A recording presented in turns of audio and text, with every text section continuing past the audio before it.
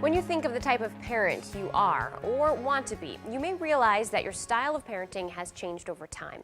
Not only is that not a bad thing, it's really normal. In Parenting Today, News 8's Martha Kolaski talks with parent educator Christy Brownrider about changing your style of parenting as your kids grow and change.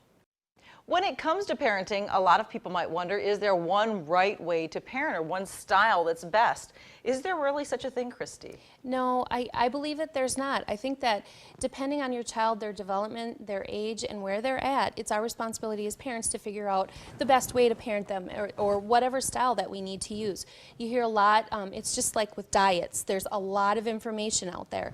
And so we need to pick and choose what's best going to work for us, and also considering and taking into point that our children are in their individual personalities and how important that is and how they need to direct what we do. Yeah, I think a lot of parents can relate to that because I think there are a lot of kids that might need more time out. So, you know, you might have to incorporate that more. Some might, you know, go into tears just because they've disappointed you. Right. So you're right, you might have to, you know, be a little more firm with some, a little softer with others. Right. Now, what if halfway through you notice as your child is changing, you might want to change your style of parenting? Does that even make sense? Yes, it does, because actually it's being in tune with your child and knowing what they need and what is currently going on with them. You need to be able to adapt.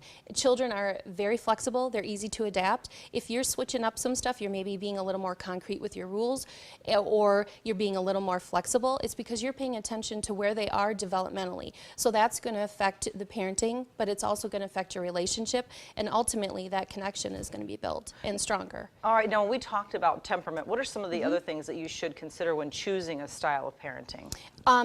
Your personality, what you're comfortable with, is a huge factor.